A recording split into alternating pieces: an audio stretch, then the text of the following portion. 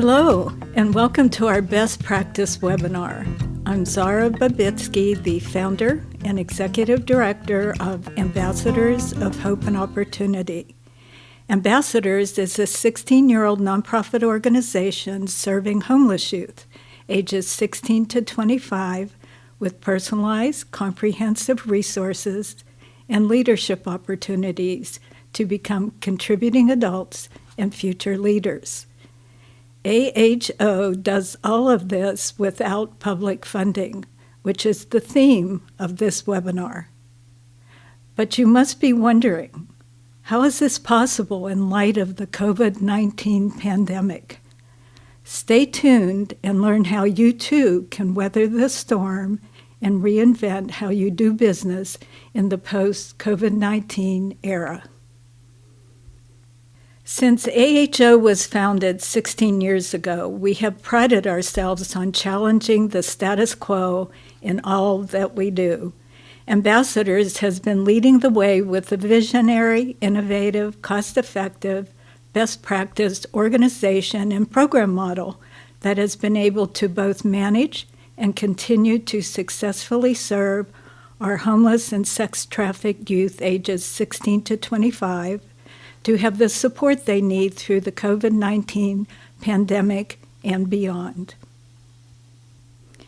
In AHO's continuing effort to stay ahead of the impact of the current health crisis, where 85% of our youth have lost jobs, health care, and the ability to pay rent, there is an ever greater need for the strategies and new ways of thinking we will be sharing with you in this webinar. You will learn how to build a strong network of pro bono community businesses, professionals, and faith community partners to create a sustainable organization, as funding from longtime partners due to the pandemic is either on hold or completely lost. AHO is all about community. With the help of our pro bono community partners, we have successfully served over 3,500 homeless youth without public funding. We have done this through the creation of AHO's 165-member Alliance for Youth Service Partner Network of businesses, faith communities, professionals, and organizations that we broker with to provide pro bono support both for our youth and organization. In this webinar, we will help you begin to develop your own partnership network so you too can stay relevant and sustainable both now and as we move beyond the current lockdown into the post-COVID-19 era. Before we begin to share with you how we do this, meet the amazing contributors who have created this exciting webinar for you. Larry Tamor, one of our pro bono community partners, will be our narrator as we share the steps toward creating your own reliable and committed partner network of pro bono support. We're excited to help you see how to begin involving and developing community resources for your youth and organization. Be sure to write down any questions that come up. Zara will be available to answer your questions at the end of the session. This webinar will show you how you too can begin tapping into and maximizing community resources that add value at no cost to your youth and organization. At the onset of the COVID-19 pandemic, through AHO's Alliance for Youth Service Network of pro bono business and professional partners, AHO was able to promptly begin serving its 200 homeless and sex-trafficked youth ages 16 to 25. AHO provided emergency doctors, dentists, trauma therapists, financial coaches, rental support, motel stays, Safeway and Target gift cards for groceries, and cell phone payments. AHO was able to fast-track youth into essential jobs through Starbucks, Toscalito Tire, Safeway, and other Alliance business partners. Together with the AHO board, council, and youth, a pragmatic plan was created to respond to youth's main concerns as they continued to go to school virtually and manage their lives through the isolation required by the COVID-19 virus. You may be wondering if the tips you'll learn in this webinar can help you manage working virtually and overcoming the shortfall in funding that has impacted the entire economy and the nonprofit world. If you need a plan for post-COVID-19, we have a proven strategy that works to begin building your network of pro bono community partners for your youth and organization. In the words of Helen Keller, "Alone we can do so little, together we can do so much." With the onset of COVID-19, this message is more true than ever. We all know that running a nonprofit takes a lot of work.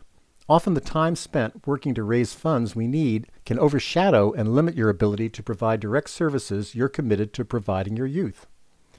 Or spending your time building relationships with foundations, only to have them change their funding priorities, leaving you no longer eligible for their funding. Or in these uncertain times, losing funding or having your funding frozen or lost due to COVID-19. Or maybe the foundation changes the program officer you've worked with for years, and you have to start all over again, beginning to build a relationship with a new person and explaining the value and need for your project. There is another option to begin spending your time more effectively, and this help is available right now in your own community. This webinar is designed to free you from some of that burden and prepare you with a strategy to position your organization for sustainability post-COVID-19. You'll learn how to shift your mindset to focus on the resources that you already have or that are readily accessible in your community. However, we're not saying that you should avoid applying for government COVID-19 relief funds that are currently available due to the pandemic. By building community partnerships, you can free up your time, provide a more stable financial basis for your organization, and better serve at-risk youth. There are 5 basic, easy-to-follow, and proven steps to this approach. 1. Identifying what you need. 2. Listing the existing resources to your personal circle. 3. Building the confidence to ask for what you need. 4. Reaching out to develop new partners. And 5. Creating and maintaining lasting partnerships. The first step is to identify what your organization needs. There are 2 aspects to this. 1. Organizational needs, which is what you need so that the organization can function successfully, and 2. Youth needs, which is what you need to best serve your at-risk youth or other client needs that your program is designed to help. Begin by making a wish list in each category. Some examples of organizational needs are a bookkeeper or a web designer, or a lawyer or IT support. The next step is to determine the needs of your youth. What resources are they asking for? Major needs of most youth are housing, dentists, jobs, cell phones, and car repairs. Although housing may be the most difficult resource to find in your community, there are families that would love to host one of your youth. The Nextdoor online community is another great way to find housing for your youth. Step 2 is reviewing your personal circle of resources to begin building community partners for your youth and organization. Most organizations attempt to satisfy their needs by applying for government funds or foundation grants. While such funding shouldn't be overlooked, this process can take more than a year and eats up many hours of time. Foundation and government grants are also highly uncertain, and most often end in disappointment and budget woes. Focusing your time on this type of funding is often entirely unnecessary. You have more resources than you think. Every person in every organization has a personal circle of friends, acquaintances, and professional service providers with whom they already have a relationship. Most of these people already care about at-risk youth. They are more than willing to help when given an opportunity. Before worrying about applying for institutional funding to pay for the resources you need, begin by surveying the resources you already have in your personal circle. Look in your contact list and make a list of everyone you know who might have something to offer. Speak with other people in your organization and ask them to do the same. Examples of people likely to be in your personal circle include businesses, faith communities, and professionals like hairdressers, dentists, optometrists, and IT professionals. Other good examples of people in your personal circle include mechanics, car repair shops, bakeries, and pizza shops. You may be surprised at how extensive the circle is and how many people want to help if they're just asked.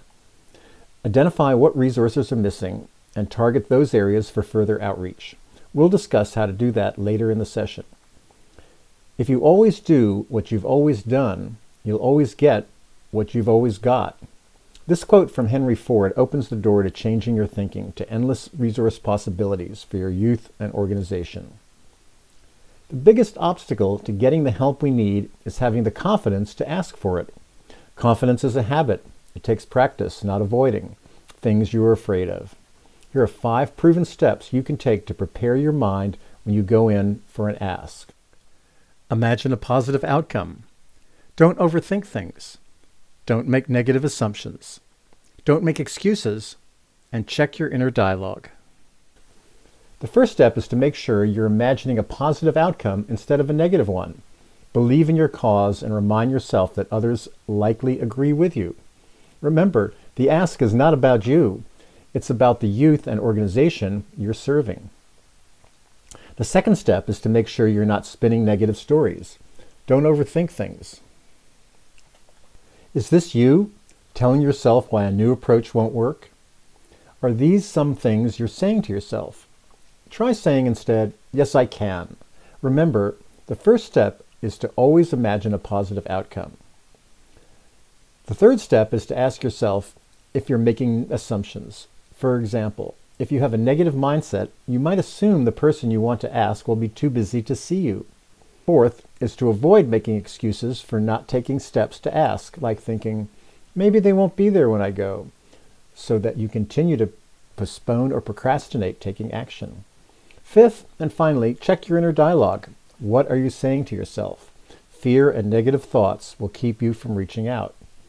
When you change your thoughts, you can change your life and your world. Step 4 is reaching out. There are 4 easy steps. The easiest people to ask for help are those you already know. Begin by tapping into resources like your dentist, CPA, or others who are on your list of needed resources. Begin with a personal face-to-face conversation. Remember, this approach can be used for both your organization and youth needs. Step 1, introduce your organization. Step 2, tell them your story. Make it brief. Tell them what you need and why. Step 3, explain how both they and the youth will benefit from their participation. Step 4, send a written thank you and acknowledgement of their time. If the person you want to approach is already familiar with your organization, you can jump right in.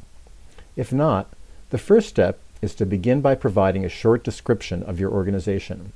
Describe how you're helping the at-risk youth in your community and how excited you are about getting them involved. Whether you're meeting someone you know or someone new, the ask will be the same. Present the ask as an opportunity for their business to save a youth or student in their community from abuse. You can even share a short story about what one of your youth is experiencing and explain what they need. Make sure you're very specific and clear about exactly what you need and give examples of the services you can provide. For example, you can ask if they'd be willing to offer 6 one-hour financial counseling sessions, treat 1 to 6 youth's teeth in a year, or donate an eye exam and a pair of glasses. Show them how the resources you're requesting will benefit both their business and the youth in need. For the youth, the business can help them succeed. For example, having an accountant help a youth learn how to manage their money, how to save and pay rent or buy a car, and learn how to create a budget and increase their credit score, all prepares them for life. A dentist can help a youth stop tooth pain and improve their overall health by making sure they get regular cleanings. Businesses benefit not only from the good feeling that helping a youth in need provides, but with tax deductions and increased business. When a business's website includes how they're helping youth in their community, it encourages others to use their goods and services. People seek out businesses that are helping their community, especially when that business supports youth. Another way that businesses benefit is when the youth are matched with job opportunities. Many times, youth are excellent employees that employers feel lucky to have on their team. These jobs benefit both parties. Here's a personal story from Vicky Abadia, a Starbucks manager from Novato, California. Hello, I'm Vicky Abadia. I'm the manager for Starbucks in Novato, California. Ambassadors of Hope and Opportunity nonprofit is one of our community partners.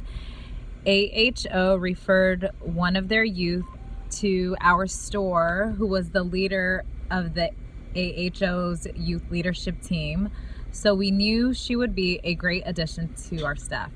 Within 4 months of being hired, she became a barista trainer.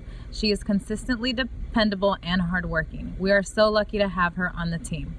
We are proud to support AHO and their mission of helping homeless and at-risk youth, and grateful for the terrific employee that they connected with us. Last but not least, acknowledge the business for the gift of their time and any resources they've committed. Do this the same day or the next in writing, and make your message personal. There may be some needs that can't be met by your inner circle. You may not know a CPA or a web designer. Here's how you can expand your circle to identify, build trust, and rapport with resources you don't know. 1. Ask for referrals. 2. Reach out through social media. 3. Use the internet. 4. Send an introductory email. 5. Meet with your new potential partner. Step 1. The best source of additional resources is referrals. Introduce a friend. Word of mouth is an excellent way to find new resources. Begin by sending an introductory email. Schedule a meeting in a cafe, but remember to wear a face mask and practice social distancing. Ask your existing partners if they know of anybody who might be able to help. If possible, ask them to give that person a call or send a written referral. Have them set up a meeting or send an introductory email. When reaching out to new contacts, follow these easy steps. 1. Begin with the name of your referral. 2. A brief description of your organization with a link to your website.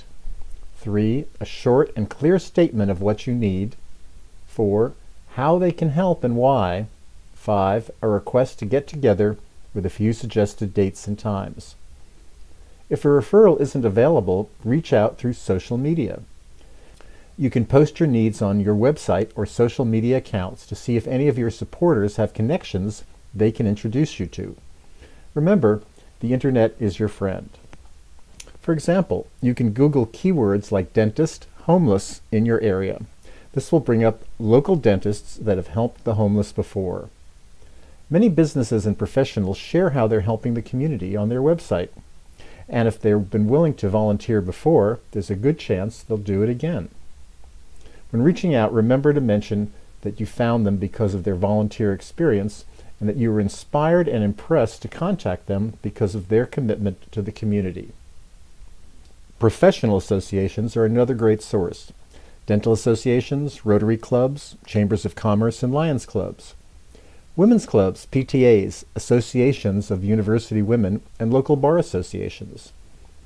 Once you've identified a new potential partner, get in touch. If possible, visit the business in person. If they belong to a group or professional organization, ask if you can speak to their group. This will increase the amount of people you know and may want to help out. If you can't reach out in person, start by sending an introductory email. Again, be sure to include the following. Share a brief description of your organization. Limit your words to 50 words or less and include a link to your website. Share how you found out about them. Share how they can help and why. Keep it simple. Request a time and day to meet. Confirm a date that works for both of you on your calendars.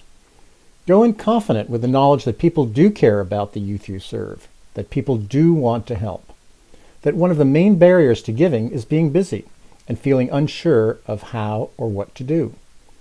Remember that you are presenting a solution to that problem with an opportunity to participate in something really great.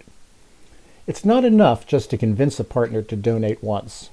The goal should be to create ongoing, lasting relationships.